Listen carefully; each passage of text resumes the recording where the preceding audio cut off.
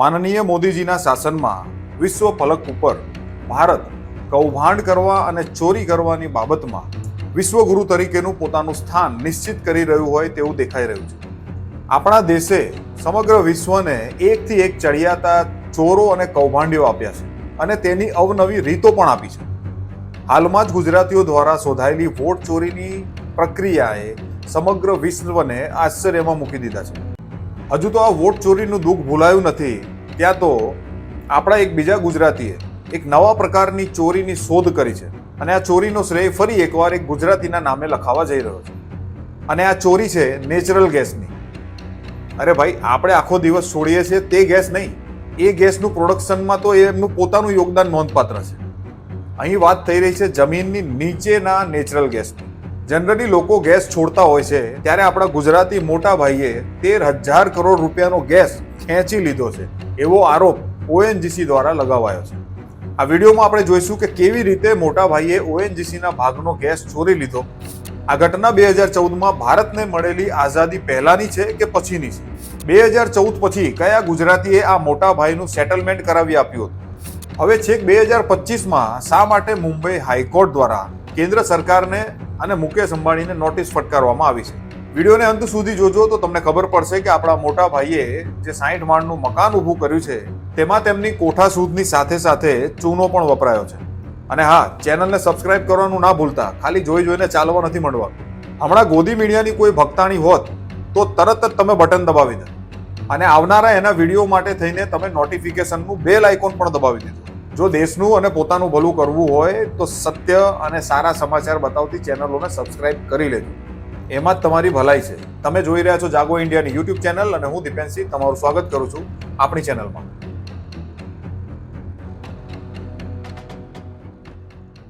હવે આ નવા પ્રકારની ચોરીનો જે ઇલ્ઝામ મુકેશ અંબાણી પર લાગી રહ્યો છે કે કથિત રીતે ચોરી કરવાનો જે આરોપ મુકેશ અંબાણી પર લાગ્યો છે અને તે પણ 13,000 કરોડ રૂપિયાથી વધારેના નેચરલ ગેસની ચોરીનો, એ આ મામલો ક્યાંથી શરૂ થાય છે?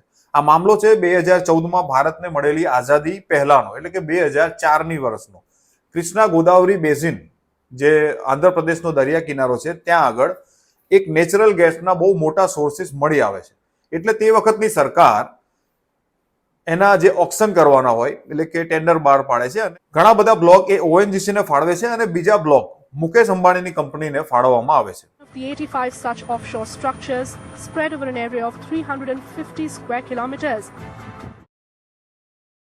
હવે 2004 થી લઈને 2014 સુધી મુકેશ અંબાણી પર એવો આરોપ લાગે છે કે તેમણે ઓએનજીસી ના કૂવામાંથી ગેસ ખેંચી લીધો છે. કારણ કે આ વાતની ખબર ઓએનજીસી ને ઘણા સમય પછી પડે છે. કારણ કે જે વેલમાંથી તેઓ નેચરલ ગેસ કાઢતા હોય તો ત્યાં એક પ્રેશર બનતું હોય છે. તો આ પ્રેશર જે છે એ લો થઈ જતું હતું.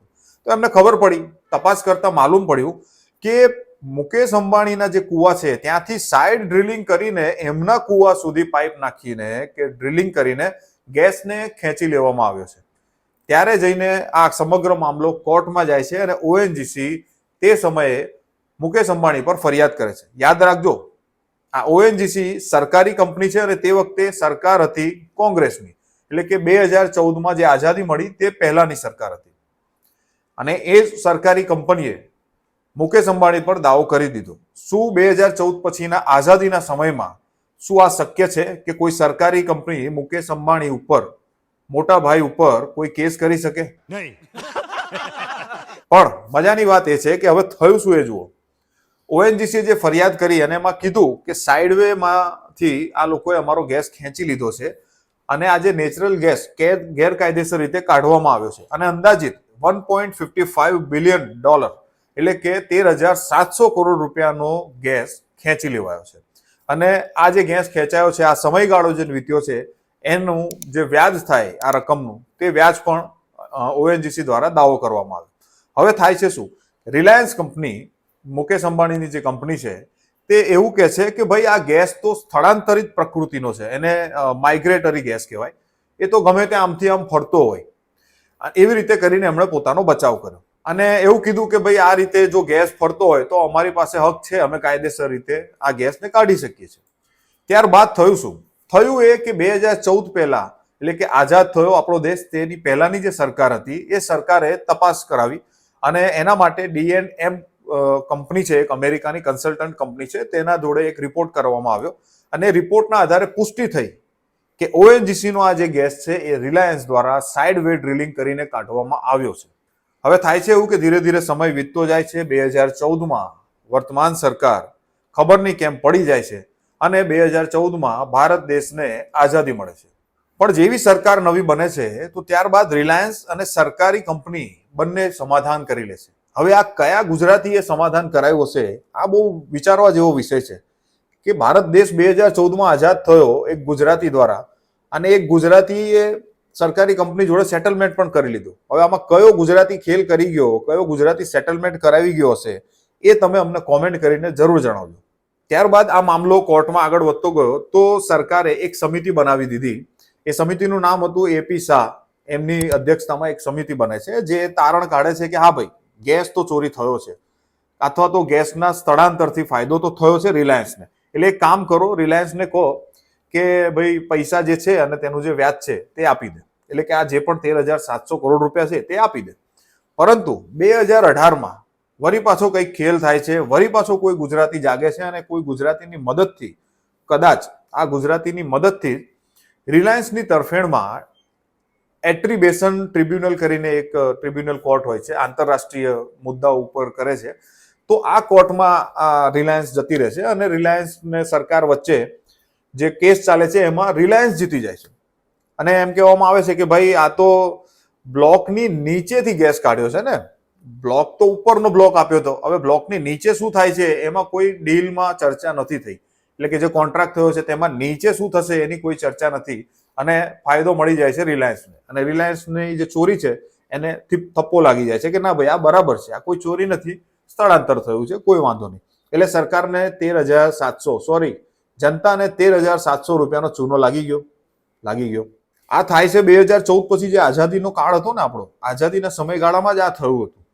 આઝાદીના સમયગાળામાં જ આ ગુજરાતીને ફાયદો થયો અને જનતાને 13,700 કરોડનો ચૂનો લાગી ગયો.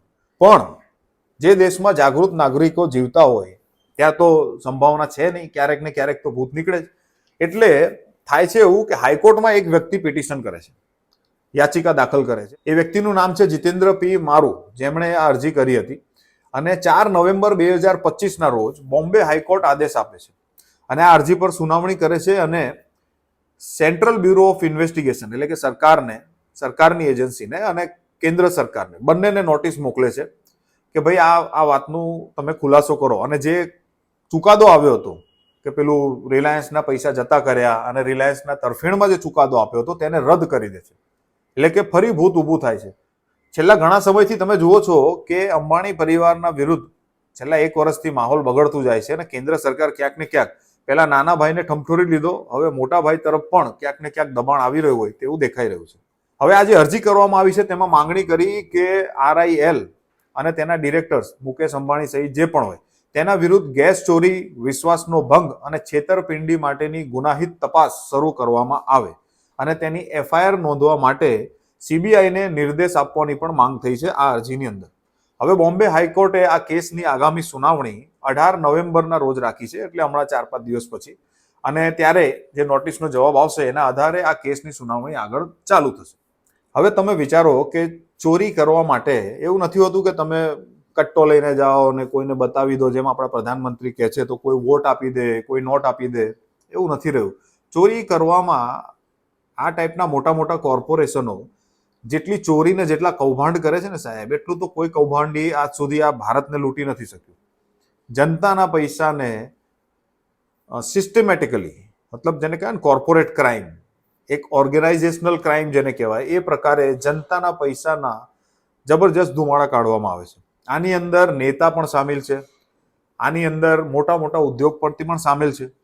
અને તમે સમાજમાં જેટલા લોકો જોયા છે, મોટા મોટા વેપારી, મોટા મોટી ઇન્ડસ્ટ્રીઝ ચલાવે છે, કોન્ટ્રાક્ટરો છે, સરકારી નોકરીઓ, સરકારી અધિકારીઓમાં જે લોકો બેઠા છે, આ લોકો પણ ક્યાંક ને ક્યાંક સરકાર સાથે ભેગા જ છે, કારણ કે એમને સપોર્ટ કરે છે.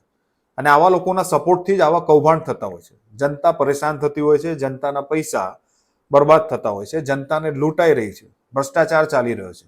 તો આ જે આખી સિન્ડિકેટ છે ને, તમે જે અંધભક્ત કહો છો, જેને અંધભક્ત કોમ્યુનિટી, આ જે અંધભક્ત સંપ્રદાય છે એની અંદર આવા લોકો હોય છે, નેતા, અભિનેતા, કોન્ટ્રાક્ટર, બિલ્ડરો, મોટા મોટા વેપારીઓ, ઇન્ડસ્ટ્રીયલિસ્ટો, સરકારી અધિકારીઓ જે બેઠા બેઠા મલાઈ ખાય છે ને ભ્રષ્ટાચાર કરે છે, એમાં પટાવાળાથી માંડીને ફર્સ્ટ ક્લાસ ઓફિસર પણ આવી ગયા.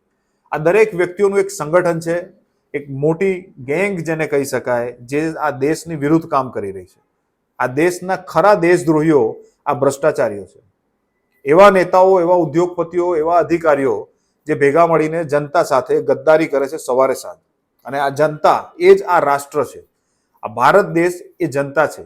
આ તમામ પ્રાકૃતિક સંપદાઓ, તમામ વ્યક્તિઓ, પશુ, પક્ષી, નદી, પર્વત, જંગલ, આ બધું જ મળીને આપણું રાષ્ટ્ર બને છે.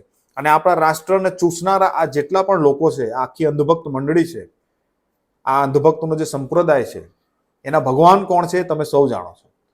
એટલે હવે આ ભગવાનને આપણે સત્તામાંથી હટાવવાની જરૂર છે. જેને આપણે ભગવાન માનીને બેઠા છે, જે સવાર સાંજ જૂઠું બોલે છે, છતાંય લોકોને એમ લાગે છે કે ના બધા એમના સપોર્ટમાં છે. પણ જે બધા લોકોને તમે કહો છો ને, એ બધા આ સરકારી અધિકારીઓ છે, આ સરકારમાં બેઠેલા કોન્ટ્રાક્ટરો છે, સરકાર સાથે મળીને કામ કરીને પૈસા કમાવનારા લોકો છે, જેમના ઘરોમાં એર ફિલ્ટર લાગેલા છે, જેમના સેન્ટ્રલ એસી બંગલામાં ચોખ્ખી હવા છે, અને તમારા છોકરા પોલ્યુશન વાળી હવા પાણી ખાઈને જીવી રહ્યા છે. હજુ પણ સમય છે. જો હજુ આપણે નહીં સમજીએ તો આ દેશ ક્યારે આફ્રિકાના ગરીબ દેશોમાં કન્વર્ટ થઈ જશે ને એની ખબર નહીં પડે. કોઈ પણ દેશને વિકાસ કરવો હોય ને તો 10 વર્ષ પણ કાફી છે, અને જો કોઈ દેશને બરબાદ થવું હોય તો પણ 10 વર્ષ કાફી છે. તો તમને શું લાગે છે કે 2014 પછીનો જે આઝાદીનો કાળ છે, જે ગુજરાતી લડવૈયાઓએ નવી આઝાદી અપાઈ છે, તેમાં આપણા ગુજરાતી શેઠને એટલે કે મોટા ભાઈને ફાયદો થશે? શું જનતાના જે 13,700 કરોડ રૂપિયા જે ચૂનો લગાઈ ગયો છે, જે ગેસ ચૂસી લીધો છે, એ પૈસા પાછા આવશે જનતા પાસે? તમારું શું માનવું છે અમને કોમેન્ટ કરીને જરૂર કહેજો. કારણ કે અત્યારે તો તમે જોઈ જ રહ્યા છો કે શેઠિયાઓના ફેવરમાં ઘણા બધા કોર્ટના ચુકાદાઓ આવતા જાય છે. એટલે ક્યાંક ને ક્યાંક જનતા પણ એમ માનીને બેસી જાય છે કે આ શેઠિયાઓનું કોઈ કશું બગાડી શકવાનું નથી. એટલે તમારું પણ શું માનવું છે અમને કોમેન્ટ કરીને ચોક્કસ જણાવજો. ફરી મળીશું એક નવા ટોપિક સાથે. ત્યાં સુધી જાગતા રહેજો અને જગાડતા રહેજો.